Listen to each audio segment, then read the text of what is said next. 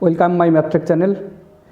এর আগের ভিডিওতে আমি শতকরা এই অধ্যায়ের উপর সংক্ষেপে আলোচনা করেছিলাম এবং সেই সঙ্গে কিছু ছোট ছোট উদাহরণ নিয়ে শতকরা কিভাবে অঙ্ক করা হয় সেগুলোও দেখানো হয়েছিল। অর্থাৎ শতকরার প্রাথমিক ধারণা যেটা, সেই প্রাথমিক ধারণাটা দেওয়া হয়েছিল এর আগের ভিডিওতে। আজ আমি এই ভিডিওতে শতকরা অর্থাৎ পার্সেন্টেজ এই অধ্যায়ের উপর যে বিভিন্ন ধরনের কোশ্চেনগুলো হয়ে থাকে সেই ধরনের কিছু ইম্পর্টেন্ট কোশ্চেন ও তাদের সমাধান কিভাবে খুব শর্টে সমাধান করা যায়, শর্টকাট টিপস ব্যবহার করে সমাধান করা যায় সেটা নিয়ে আলোচনা করি। Technique 1, if x% of a is equal to y% of b, then z% of a equal to yz by x% of b। তাহলে এখানে ফার্স্ট টেকনিক, যেটা টেকনিক 1 কি বলছে যে x% অফ a, মানে এর x% যদি b এর y%-এর সাথে সমান হয় তাহলে এর z% b এর yz বাই x%-এর সঙ্গে সমান হবে। এখানে একটা এক্সাম্পল নিয়েছি আমি, যে এক্সাম্পলটা কি বলছে যে if 10% of a is equal to 12% of b, then 15% of a is equal to what percent of b। অর্থাৎ এর 10% যদি b এর 12%-এর সঙ্গে সমান হয় তাহলে এর 15% b এর কত পার্সেন্টের সঙ্গে সমান হবে। এই ধরনের সমস্যাগুলোই সমাধান করতে হলে আমাকে এই টেকনিক ব্যবহার করতে হবে। তাহলে আমরা দেখি যে এই সমস্যাটা সমাধান করা যায় কিভাবে, ওই টেকনিক উপরের টেকনিকটা ব্যবহার করে। তাহলে এই সমস্যা অনুযায়ী x ইজিক্যাল টু কত হবে, x মানে হচ্ছে কত পার্সেন্ট অফ a, তাহলে a এর 10%, তাহলে x ইজিক্যাল টু 10। একই রকমভাবে y is equal to 12 and z is equal to 15। Okay, তাহলে উপরের যে টেকনিকটা আমার এক্স ওয়াই জেড ছিল সেই এক্স ওয়াই জেডের মানগুলো আমরা তুলে নিলাম। এবার আমাকে কী বের করতে হবে, 15% অফ এ। তাহলে therefore 15% of a equal to, formula কি বলছে যে z% of a equal to y z by x% of B.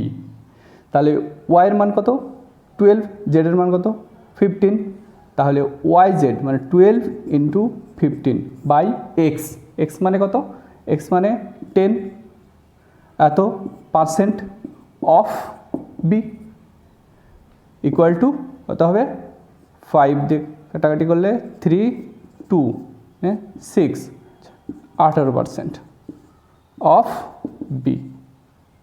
Okay, তাহলে 15% of a equal to 18% of b হবে। এই ধরনের যদি সমস্যা থাকে, অনেক সময় থাকে এই ধরনের সমস্যাগুলো খুব দেয় সাধারণত বিভিন্ন পরীক্ষাতেই, তো এই ধরনের সমস্যা যদি থাকে আমাদেরকে এই টেকনিকটা ব্যবহার করে খুব সহজেই উত্তরটা বের করতে পারবো। টেকনিক নাম্বার 2, 2 নম্বর টেকনিক কি বলছে যে when a number x is increased or decreased by y%, then the new number will be 100 plus minus y by 100 into x।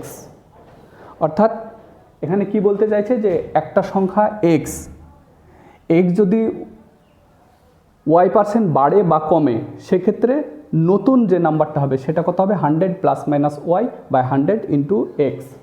অর্থাৎ x এর y% যদি বাড়ে সেক্ষেত্রে নতুন নাম্বারটা হবে বা নতুন সংখ্যাটা হবে 100 plus y by 100 into x, এবং y% যখন কমবে বা ডিক্রিজড এক্ষেত্রে আমরা নেগেটিভ সাইনটা অর্থাৎ মাইনাস চিহ্নটা নেব, 100 minus y by 100 into x. এখানে একটা উদাহরণ নেওয়া হয়েছে, এই উদাহরণটা দেখা যাক। The monthly income of a person is rupees 8000। একজন ব্যক্তির মান্থলি ইনকাম 8000।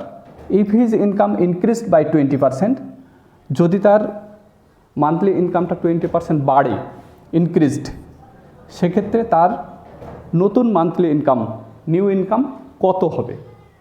এক্ষেত্রে সমস্যাটা ইনক্রিজডের অঙ্কটা আছে, ইনক্রিজডের ক্ষেত্রে। তাহলে আমরা এক্ষেত্রে আমরা যদি উপরের টেকনিকটা ব্যবহার করি এক্ষেত্রে এক্স ইকুয়াল টু কত হবে, x equal to rupees 8,000 8,000 and y is equal to কত হবে 20% ইনক্রিজড 20% ইনক্রিজ অর্থাৎ বৃদ্ধি পাচ্ছে। তাহলে বৃদ্ধি পেলে আমরা কোন চিহ্নটা নিব, প্লাস চিহ্নটা নিব। তাহলে অ্যাকর্ডিং টু ফর্মুলা ওই বা অ্যাকর্ডিং টু টেকনিক 2 2 নম্বর টেকনিক অনুযায়ী অতএব ওই ব্যক্তির new monthly income equal to rupees 100 plus y that is 20/100 into x that is 8,000 তো equal to rupees 120/100 into 8,000 equal to rupees 0,0,0,0 8 12 96 96,000 অর্থাৎ তার নিউ মান্থলি ইনকাম যেটা হবে 9,600 ছিল কত 8,000 20% বাড়ার পরে তার নতুন মান্থলি ইনকাম হবে 9,600। এই ধরনের সমস্যা যদি থাকে তখন আমরা এই টেকনিক ব্যবহার করব। 2 নম্বর এক্সাম্পল 2 এই 2 নম্বর টেকনিকের উপরই আরেকটা উদাহরণ নেওয়া হয়েছে। এই উদাহরণটা কি বলছে দেখি, the price of a computer is rupees 20,000, what will be the price of the computer after reduction of 25%। অর্থাৎ একটা কম্পিউটারের দাম 20,000 টাকা, তাহলে 25% যদি কমে যায় তাহলে কম্পিউটারটার দাম কত হবে সেটা বের করতে হবে। অর্থাৎ এখানে আমাদের ডিক্রিজড ব্যাপারটা আসছে, কমে যাওয়া, রিডিউসড এই ব্যাপারটা আসছে। তাহলে কমে গেলে আমরা 2 নম্বর টেকনিকটা ব্যবহার করব কোন চিহ্ন নিয়ে, মাইনাস চিহ্নটা, এক্ষেত্রে নেগেটিভ চিহ্নটা আমরা ব্যবহার করব। তাহলে according to formula x is equal to কত, x is equal to rupees 20,000 and y is equal to 25%. Okay, therefore the new price, নতুন যে দাম হবে কম্পিউটার সেই নতুন দামটা কত হবে, new price is equal to formula অনুযায়ী 100 minus y that is 25/100 into x মানে 20,000 এত টাকা। ওকে, ইকুয়াল টু রুপিস, এখানে 100 থেকে 25 বাদ 75/100 গুণ 20,000 ইকুয়াল টু রুপিস 0,0,0,0 75 দুগুণ 150 অর্থাৎ 15,000। তাহলে কম্পিউটারটার নতুন দাম হবে 15,000, এক্ষেত্রে 5,000 টাকা কমে গেল। তাহলে আমরা কোন টেকনিক ব্যবহার করলাম, এই টেকনিকটা ব্যবহার করে খুব সহজেই কম্পিউটারটার নতুন যে দাম হবে সেই দামটা বের করতে পারলাম। ওকে, তাহলে এই ধরনের সমস্যা থাকে তাহলে আমরা 2 নম্বর টেকনিক ব্যবহার করে সহজে সেই সমস্যার সমাধান করতে পারবো। টেকনিক নাম্বার 3, এখানে 3 নম্বর টেকনিকের আবার দুটো ফর্মুলা আছে। 1 নম্বর ফর্মুলা অনুযায়ী বলছে যে if x is a% more than y then y is a/100 plus a into 100% less than x. অর্থাৎ এখানে বলছে যদি এক্স ওয়াইয়ের থেকে a% বেশি হয়, যদি এক্স ওয়াইয়ের থেকে a% বেশি হয় তাহলে ওয়াই এক্সের থেকে এত % কম হবে। দ্বিতীয় ক্ষেত্রে বলছে উল্টোটা ঠিক, if x is a% less than y, অর্থাৎ এক্স যদি ওয়াইয়ের থেকে a% ছোট হয় তখন ওয়াই এক্সের থেকে এত % বেশি হবে, মোর দ্যান এক্স। ওকে, এখানে একটা এক্সাম্পল নেওয়া হয়েছে 1 নম্বর উদাহরণ যে কি বলছে যে if a is 20% more than b then b is how much % less than a. এখানে এ আর বি দুটো সংখ্যা, এ হচ্ছে বি এর থেকে 20% বেশি, তাহলে বি এর থেকে কত পার্সেন্ট কম সেটা আমাদেরকে বের করতে হবে। তাহলে এই যে উদাহরণটা এখানে নেওয়া হয়েছে, এই উদাহরণটার সমাধান করতে গেলে আমাকে এই যে 3 নম্বর টেকনিকের 1 নম্বর ফর্মুলাটি ব্যবহার করব। তাহলে 1 নম্বর ফর্মুলা অনুযায়ী এখানে এ ইজ ইকাল টু কত 20%, therefore required percentage equal two মানে কত পার্সেন্ট নির্ণয় পার্সেন্টেজ বা শতকরা কত হবে, যে 1 নম্বর ফর্মুলা অনুযায়ী এ বাই 100 প্লাস এ ইন্টু 100, এ মানে কত 20%, তাহলে 20/100 প্লাস 20 ইন্টু 100, এটা হবে required percentage equal two 20/120 into 100 এত percent equal to 0.0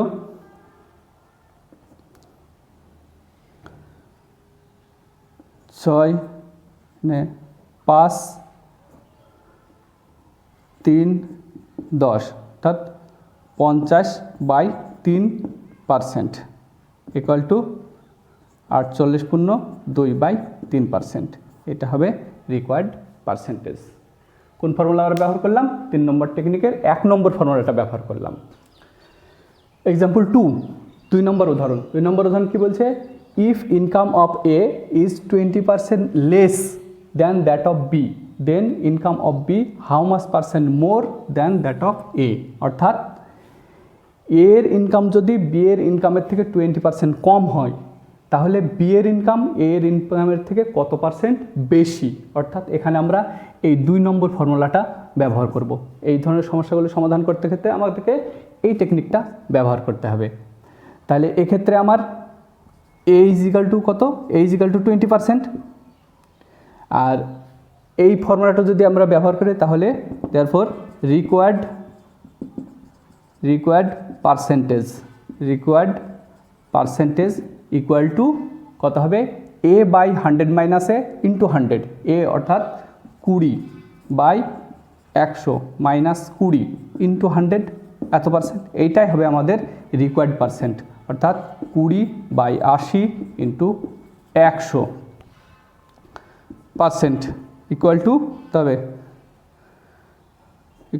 into 425 equal to 25%, অর্থাৎ বি এর ইনকাম এ এর ইনকামের থেকে 25% বেশি হবে। এইভাবে এই টেকনিক ব্যবহার করে আমরা এই সমস্যাগুলি সমাধান করব। খুব সহজেই সমস্যাগুলিকে তাহলে সমাধান করা যাবে, একটু টেকনিকগুলোকে মনে রাখতে হবে। Next technique number 4। 4 নম্বর টেকনিক কি বলছে দেখে নিই একটু।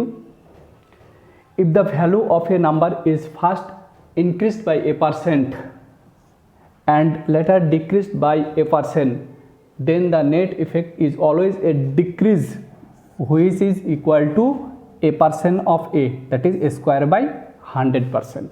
কি বলছে এখানে? যে একটা সংখ্যাকে যদি প্রথমে a% বাড়িয়ে আবার পরে a% কমানো হয়, তাহলে অ্যাকচুয়ালি সংখ্যাটি কমে যাবে। কত পার্সেন্ট কমবে? তো a% of a, that is a square by 100% কমে যাবে, মূল সংখ্যাটা থেকে a স্কোয়ার বাই 100% কমে যাবে। যেমন একটা এক্সাম্পল নেওয়া হয়েছে এখানে, দেখি এক্সাম্পল দিয়ে। যে এক্সাম্পলটা বলছে কি, যে উদাহরণটা, the salary of a worker is first increase by 5% and then it is decreased by 5%. What is the change in his salary?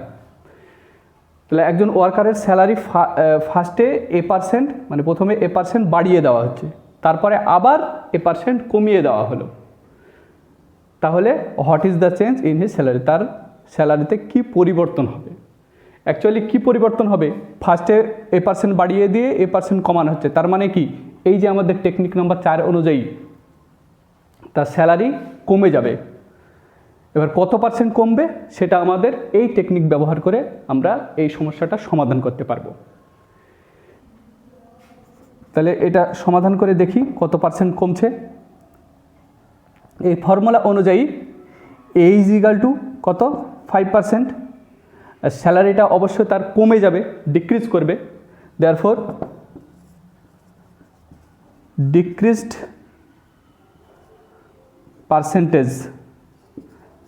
Percentage equal to কি ফর্মুলা অনুযায়ী আমাদের a square by 100% equal to 5 square by 100% equal to 25/100% equal to 0.25, এত percent salary তার কমে যাবে। মূল যে salary ছিল সেখান থেকে 0.25% স্যালারি কমে যাবে।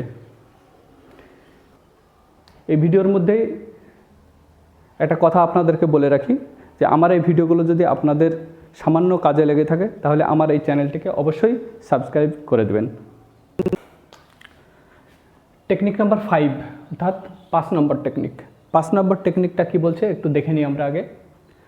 When the value of an object is first changed, increased or decreased by a% and then changed এক্ষেত্রে increased or decreased by b%, then net effect is equal to plus minus a plus minus b plus minus a into plus minus b by 100%, এত percent net change হবে। এবার এখানে plus minus কেন ব্যবহার করা হয়েছে, যে এখানে ইনক্রিজ অর ডিক্রিজ কথাটা আছে। যদি এ যদি ইনক্রিজ হয় তখন পজিটিভ মানটা অর্থাৎ ধনাত্মক মানটা নিব, বি ইনক্রিজ হলে বি এরও পজিটিভ মান নিব, আবার এ যদি ডিক্রিজড হয় তখন নেগেটিভ মান নিব, বি এর ডিক্রিজ যদি হয় তখনও নেগেটিভ মানটা নিব। অর্থাৎ ইনক্রিজের ক্ষেত্রে ধনাত্মক মানটা নিব এ অথবা বি উভয়েরই, এবং ডিক্রিজের ক্ষেত্রে নেগেটিভ মান অর্থাৎ ঋণাত্মক মানটা নিব, সেটা এ এবং বি উভয় ক্ষেত্রেই। যেমন এখানে একটা এক্সাম্পল নেওয়া হয়েছে, একটা উদাহরণ নেওয়া হয়েছে, এই উদাহরণটা দেখে নিই একটু, তাহলে আমরা এই টেকনিকটা সম্বন্ধে ক্লিয়ার হয়ে যাব। The price of an article is first increased by 20%।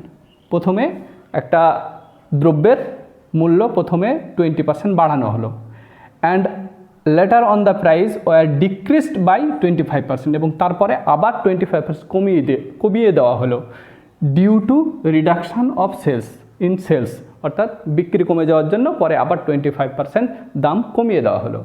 তাহলে find the net percentage change in final price of the article.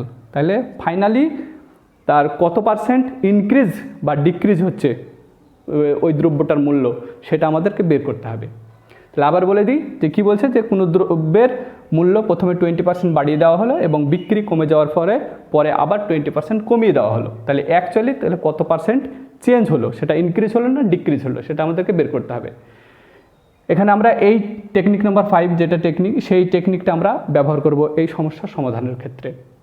এক্ষেত্রে আমাদের এ ইজ ইকাল টু কত 20%, এটা কিন্তু ধনাত্মক মান হবে কারণ 20% ইনক্রিজ করছে। আর বি ইজ ইকাল টু কত হবে, বি ইজ ইকাল টু হচ্ছে -25%, মাইনাস কারণ এখানে ডিক্রিজ 25% ডিক্রিজ হচ্ছে, বিটা এখানে ডিক্রিজ, তার জন্য মাইনাস নিলাম আমি 25%। দেয়ারফর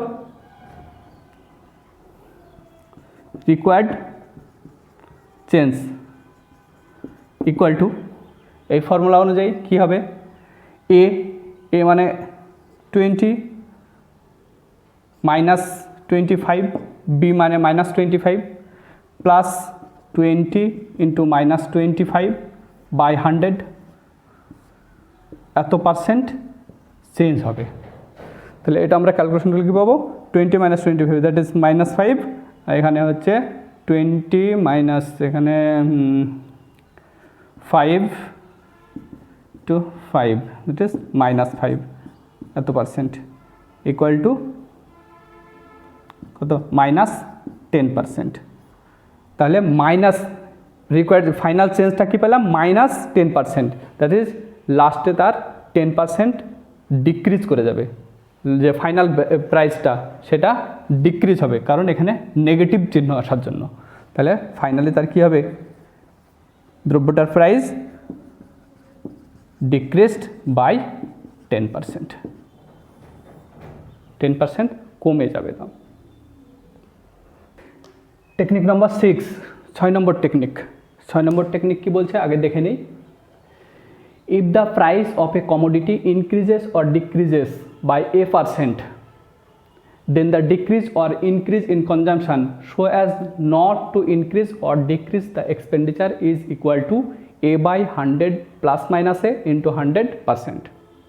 এটা কি বলছে যে কোনো একটা জিনিসের দাম যদি বেড়ে যায় বা কমে যায় তাহলে সেক্ষেত্রে আমাদের খরচ যাতে অপরিবর্তিত থাকে, মানে আমাদের যে টাকা খরচ করছি ওর জন্য সেই টাকাটা যাতে অপরিবর্তিত থাকে তার জন্য ওই জিনিসটার ব্যবহার কত পার্সেন্ট কমাতে হবে বা বাড়াতে হবে সেটা আমাদের এই ফর্মুলা থেকে বেরিয়ে যাবে। যেমন এখানে একটা উদাহরণ নেওয়া হয়েছে, এক্সাম্পল 1, 1 নম্বর উদাহরণটা নেওয়া হয়েছে। কি উদাহরণটা, যে if the price of a commodity is raised by 40%, by how much percent must a householder reduce his consumption of that commodity so as not to increase his expenditure। তাহলে একটা জিনিসের দাম 40% বেড়ে গেছে, তাহলে ওই জিনিসটার ব্যবহার কত পার্সেন্ট কমালে তার ওই জিনিসটার উপরে যে খরচটা এক্সপেন্ডিচার সেটা একই থাকবে।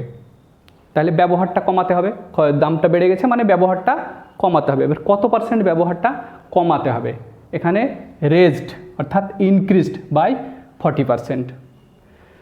তাহলে এক্ষেত্রে আমরা এই ধরনের সমস্যাগুলো সমাধানের ক্ষেত্রে আমরা এই টেকনিকটা, উপরের টেকনিকটা ব্যবহার করব, অর্থাৎ 6 নম্বর টেকনিকটা ব্যবহার করব। 6 নম্বর টেকনিকে যে a% আছে, তাহলে এখানে a ইজ ইকাল টু কত, 40%, a is equal two 40%, therefore reduction in consumption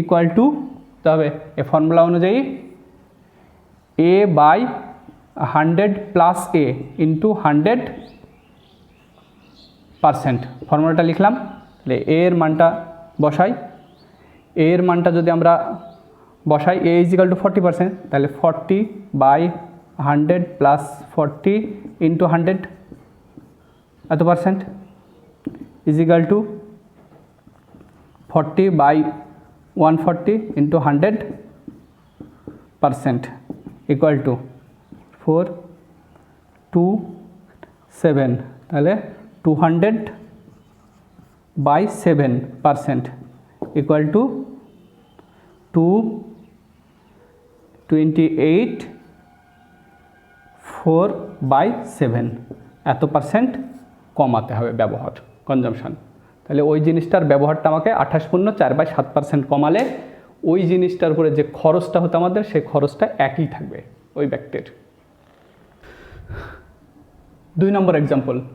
2 number example বলছে কি দেখি, যে if the price of milk falls down by 20%, by how much percent must a householder increase its consumption so as not to decrease his expenditure on this item। তাহলে কি বলছে, যে দুধের দাম 20% কমে গেছে, তাহলে দুধের জন্য যে খরচ হতো সেই খরচটা একই রাখলে দুধ ব্যবহার কত পার্সেন্ট বাড়াতে হবে সেইটা আমাদেরকে বের করতে হবে। এখানে দামটা কমে গেছে, তাহলে ব্যবহারটা কি বাড়াতে হবে খরচ একই রাখার জন্য। তাহলে এখানে a ইজ ইকাল টু কত, 20%। এই সমস্যাটাও সমাধান করব আমরা উপরের এই 6 নম্বর টেকনিক ব্যবহার করে, 6 নম্বর যে ফর্মুলা সেই ফর্মুলা ব্যবহার করেই আমরা এই ধরনের সমস্যাগুলো সমাধান করতে পারবো। তাহলে a ইজ ইকাল টু 20%, আর ব্যবহারটা কি হবে, এখানে কনজামশান ইনক্রিজ করতে হবে, therefore increase in consumption equal to increase in consumption equal to এই ফর্মুলাটা আমার ব্যবহার করতে হবে কি, যে a by 100 minus a, a by 100 minus a এক্ষেত্রে ইন্টু 100 এত পার্সেন্ট ব্যবহার বাড়াতে হবে, দুধের ব্যবহারটা বাড়াতে হবে এত percent. a is equal to 20, 20 by 100 minus 20 into 100 এত percent equal to 20 by 80 into 100 এত percent equal to 425 equal to 20 25%, অর্থাৎ দুধের ব্যবহার আমাকে 25% বাড়াতে হবে, তাহলে দুধের জন্য যে খরচটা হতো আমার সেই খরচটা একই থাকবে। ঠিক আছে, বোঝা গেল। আজ তাহলে মোটামুটি যে শতকরা এই অধ্যায়ের উপর যে ধরনের অঙ্কগুলো থাকে সেই ধরনের অঙ্কগুলো এই যে টেকনিকগুলো আলোচনা করা হলো সেই টেকনিকগুলোর মাধ্যম দিয়েই সলভ করা যাবে। এই টেকনিকগুলো একটু খাঁটি করে একটু মাথায় রাখতে হবে, একটু মুখস্থ করে রাখলে ভালো হয়, আর ওই ধরনের অঙ্কগুলোকে একটু প্র্যাকটিস করতে হবে। ঠিক আছে, আজ তাহলে এই পর্যন্ত।